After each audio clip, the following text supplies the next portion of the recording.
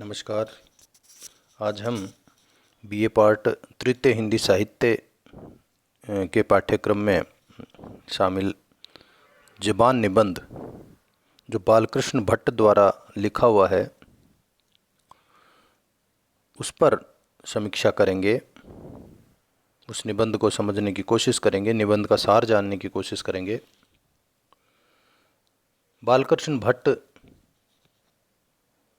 हिंदी के बहुत जाने माने साहित्यकार हैं और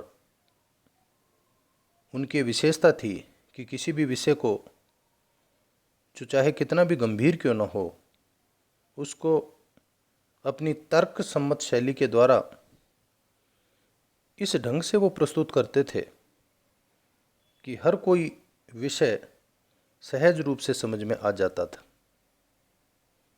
वो चाहे निबंध हो या और कोई विधा हो, हर विषय का बहुत सूक्ष्म विश्लेषण करके और फिर अंत में अपनी एक निष्कर्ष के रूप में एक स्वतंत्र राय स्थापित करते थे, जिस पर हर कोई सहमत दिखता था। सामान्य से लगते हुए विषय को इस ढंग से विश्लेषित करते थे कि उसकी एक के बाद एक कई परतें हमारे सामने आ जाती थी। उनके, क्योंकि यहाँ पर हम निबंध की बात कर रहे हैं, तो उनके निबंध के विषय में यदि कहा जाए तो उनके निबंध इसलिए प्रभावी थे क्योंकि एक तो विषय पर वो पूरी तरह से बंधे हुए रहते थे। एक सूत्रता उनके निबंधों में देखी जा सकती है। इसके अलावा क्रमबद्ध रूप से बात को कहाँ से आरंभ करना है और किस ढंग से आगे बढ़ना है, ये कोई बालकृष्ण भट्ट जी से सीखे और बहुत सुंदर तरीके से अपनी स्वयं की भाषा का प्रयोग करके और पूरी तरह से निबंधों को प्रभावपूर्ण बनाते थे। ये उनके निबंध लेखन की हम कहें कि अलग तरह की विशेषताएं हैं तो कोई अतिशयोक्ति नहीं होगी। भट्ट जी को उच्च कोटि का साहित्यकार हर कोई मानता है, इस पर किसी तरह की कोई विवाद की बात हो ही नहीं सकती। बहुत सुंदर ढंग से अपनी अभिव्यक्ति वो प्रस्तुत करते थे और उनकी भाषा में ये विशेषता रही है कि वो संस्कृत और हिंदी इन दोनों पर तो बहुत अच्छा नियंत्रण उनका था ही, साथ साथ अंग्रेजी भी वो बहुत अच्छी जानते थे। इसलिए अंग्रेजी के शब्दों को भी जहाँ आवश्यक माना, जहाँ प्रभावी माना, वहाँ उन्होंने प्रयुक्त किया है। उनकी सामान्य बोलचाल की भाषा में भी शब्दों को इस ढंग से प्रस्तुत किया कि उनकी जो गद्य की शैली है वो बहुत ही एक तरह से सरल बन गई, हर किसी के समझने वाली बन गई और ऐसा लगता है जैसे हम सामान्य बातचीत कर रहे हैं। कहीं पर भी भाषा की दृष्टि से, शैली की दृष्टि से थोपा हुआ नहीं लगता। निबंध को जब हम पढ़ते हैं तो हमारी रुचि आगे से आगे उसको पढ़ने में होती है। उन्होंने भाषा के मध्य अपनी इस निबंध में सामान्य लोकोक्तियाँ, मुहावरे आदि को भी बहुत कुशलता के साथ प्रयुक्त किया है। इन तीन भाषाओं के अलावा इस निबंध में और अन्य कृतियों में हम देखते हैं कि वो अरबी फारसी शब्दों का भी प्रयोग करते हैं। तत्सम तद्भव के अलावा देशज शब्दों को भी बहुत उन्होंने कुशलता से, बारीकी से प्रस्तुत किया है। कई प्रकार के उन्होंने निबंध लिखे थे,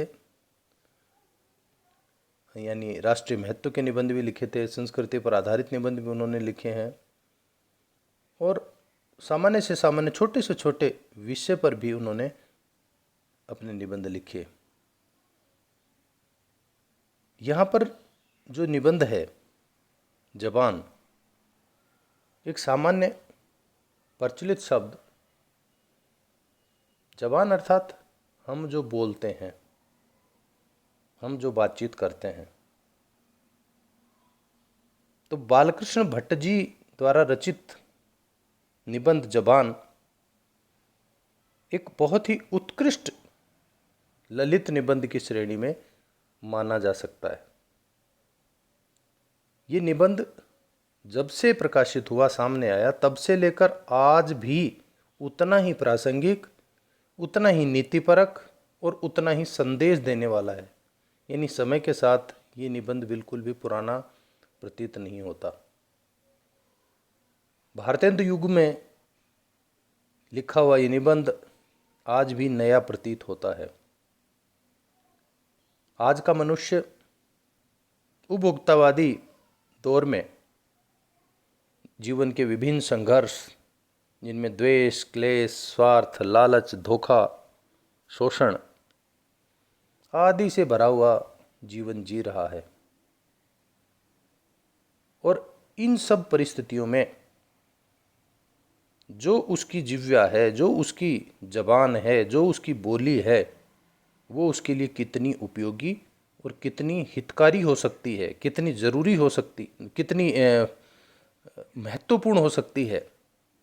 जबान पर संयम रखकर है हम कैसे इन विपरीत परिस्थितियों में भी निकल जाएं, या इन विपरीत परिस्थितियों को हम जबान से हमारे अनुकूल बना लें।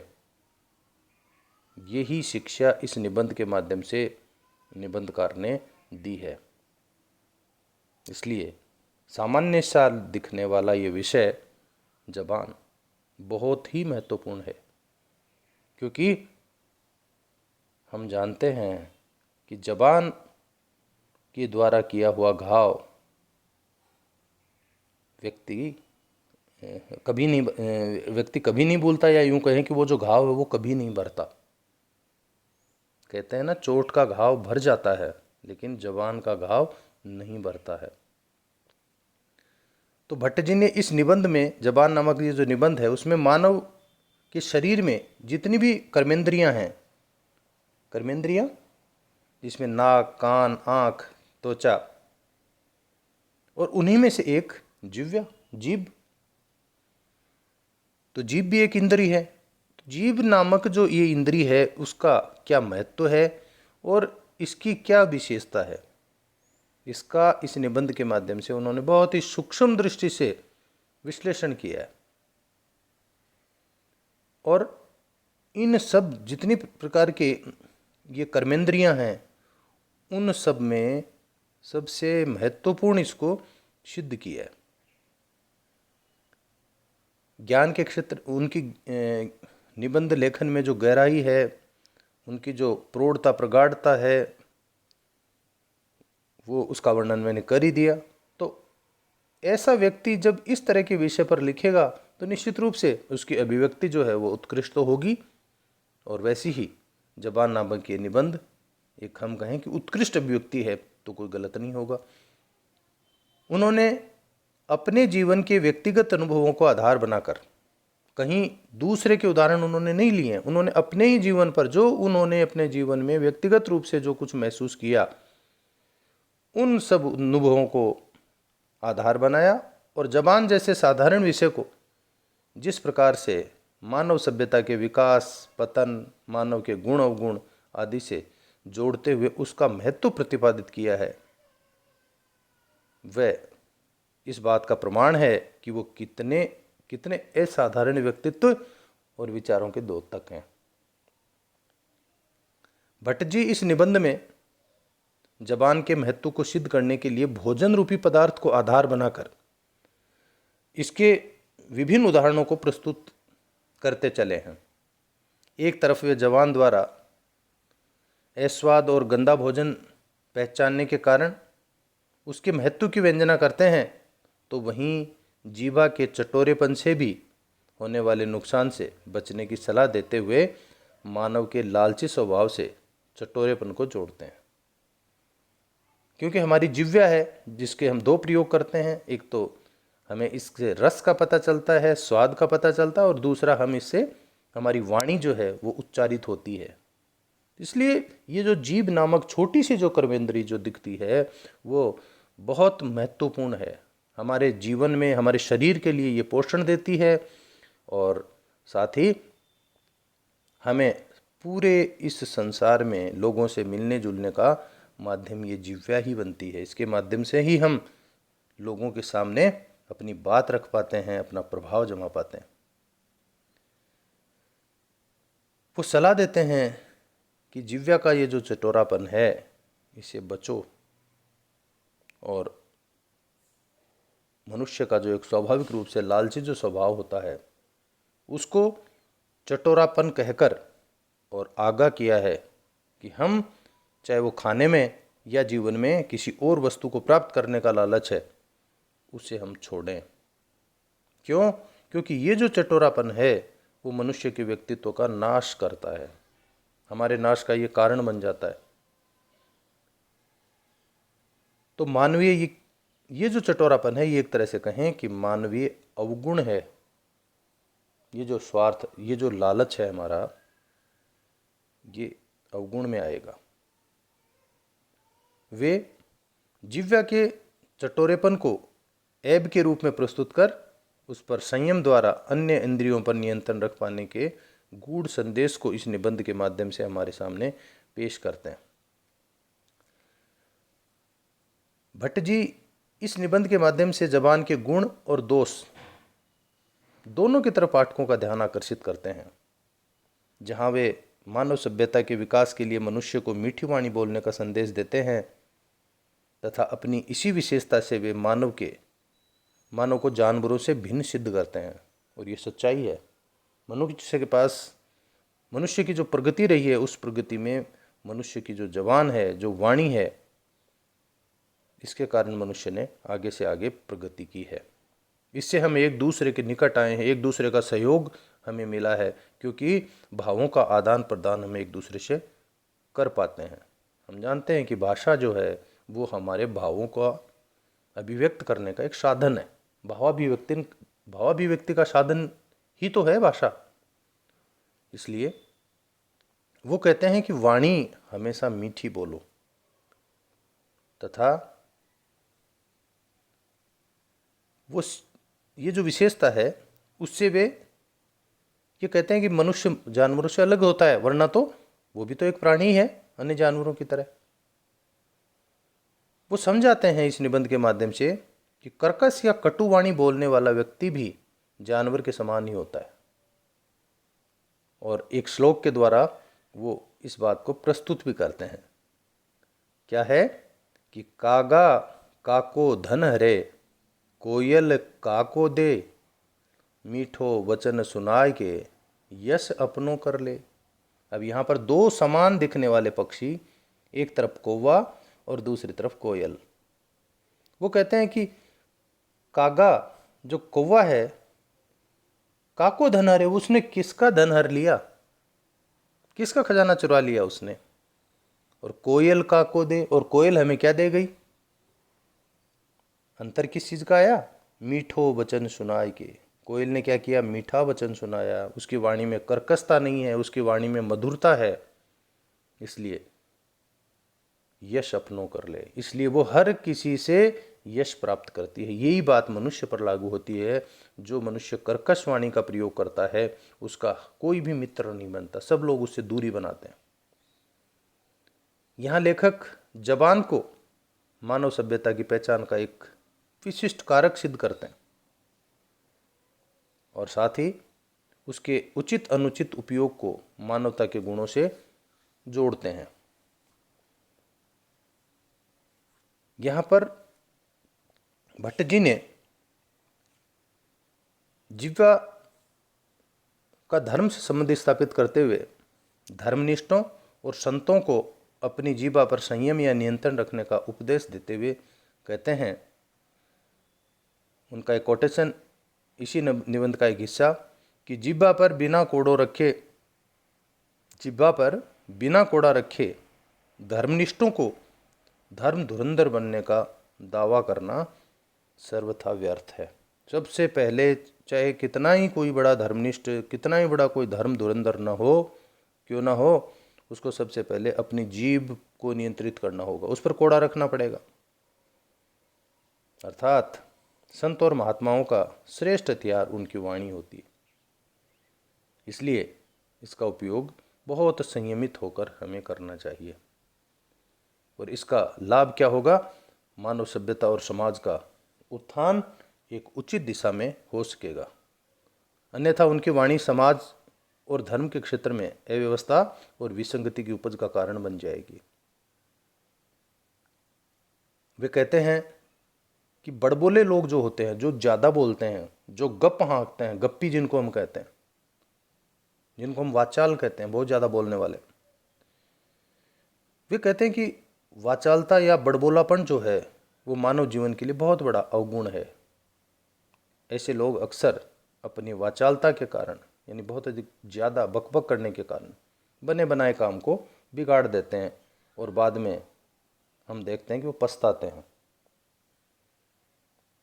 इसलिए जबान का सीमित और उचित प्रयोग होना चाहिए। जो इस तरह के जो लोग होते हैं जो बाद में पछताते हैं, ऐसे लोगों में भट्ट जी स्त्रियों को पर्याय रूप में इंगित करते हुए कहते हैं कि स्त्रियों में बहुधा होती है कि 24 घंटे में कम से कम 6 घंटे जब तक वह लड़ न लेगी उन्हें अन्न न पचेगा। हालांकि ये कोई कटु सत्य नहीं है, लेकिन एक विनोदी अंदाज में उन्होंने कहा है कि बहुधा स्त्रियों में इस तरह से बातचीत करने का जो शौक़ है वो ज़्यादा दिखाई देता है। यहाँ पर इसका अर्थ ये नहीं है कि भट्ट जी को स्त्री विरोधी बात कर रहे हैं। इस प्रकार जो ज़्यादा बोलने वाले लोग हैं उन पर वो व्यंग्य कसते हैं और बकवादी, उनको नाम दिया उन्होंने बकवादी, जो ज़्यादा बकबक करते हैं, उनको उनकी कई किस्में यहाँ पर इस निबंध में उन्होंने गिनाई भी है।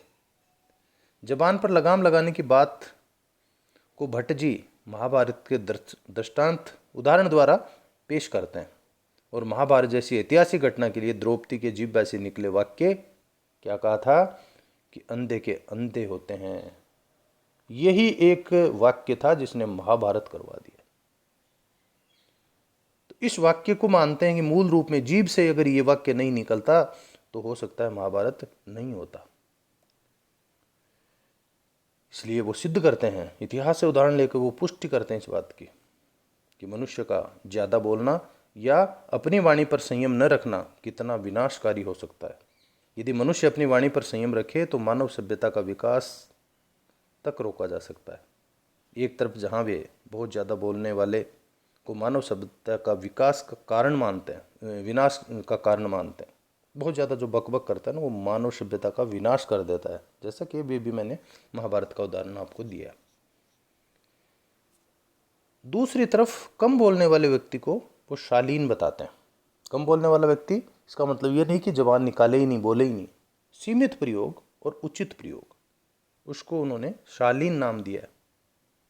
लेकिन यहाँ ध्यान रखने साथ ही उन्होंने ये भी कहा है कि जो मूक रहते हैं, जो गूंगे रहते हैं, बोलते ही नहीं, उनका उन्होंने समर्थन नहीं किया है कि ऐसे व्यक्ति समाज के लिए उपयोगी नहीं हो सकते।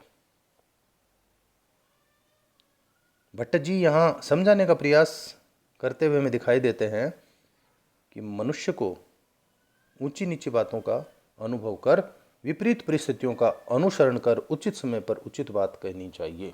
ये नहीं कि हमें कोई विपरीत बात सुनी और हम तपाक से बिना सोचे समझे उसकी प्रतिक्रिया कर दी। हमें सोचना चाहिए, उसको अनुभव करना चाहिए और उसके बाद में उचित बात करनी चाहिए। इसका परिणाम क्या होगा कि वो आप जो उचित प्रयोग करोगे उससे आपकी जो वाणी है वो मर्मभेदी नहीं होगी और किसी को कड़वी भी नहीं लगेगी। तो इस निबंध के माध्यम से भट्ट जी जो हैं वो जरूरत से ज़्यादा बोलने वाले मनुष्य को मूर्ख कहते हैं और जिह्वा पर संयम रखने के औचित्य को उन्होंने अच्छे से समझाया है। निबंध के अंत में भट्ट जी ने मनुष्य के वज्रभाषी और मृदुभाषी होने के अंतर को स्वर्ग और नरक से जोड़ते हैं। वज्र की तरह चोट करने वाला एक तो वो भाषा, और दूसरा बहुत ही मृदुलता, मिठास भरी भाषा। ये इतना बड़ा अंतर है जितना बड़ा अंतर स्वर्ग और नरक में होता है। इस निबंध में वे पाठक को अंत तक, क्योंकि उन्होंने लिखा इस अंदाज में है कि पाठक उनके साथ अंत तक जुड़ा रहता है, और जीवन के अंतिम छोर पर ले जाकर सोचने पर मजबूर करता है कि उसने अपने जीवन काल में ईश्वर द्वारा प्रदत्त जबान रूपी शक्ति का किस रूप में प्रयोग किया। जब इस निबंध को कोई पढ़ लेता है तो पढ़ने के बाद में हर कोई मूल्यांकन खुद का भी करने लग जाता है कि मेरे को जो ईश्वर ने इतनी खास जो शक्ति दी थी जबान, इसका अब तक मैंने किस तरह का प्रयोग किया है, इस जबान के द्वारा मैंने अब तक क्या क्या लाभ अर्जित किया और क्या क्या मैं अब तक नुकसान भोग चुका हूँ। इस बात का विश्लेषण वो व्यक्ति करने को मजबूर हो जाता है। इसका मतलब स्पष्ट है कि भट्ट जी का ये जो निबंध है वो व्यक्ति को अंदर तक हिलाता है। तो भट्ट जी की निबंध की ये शक्ति है जो एक साधारण विषय को भी इतना वो उत्कृष्ट और प्रासंगिक महत्वपूर्ण बना देता है और पाठक अंत तक इस सामान्य से विषय पर बंधा रहता है।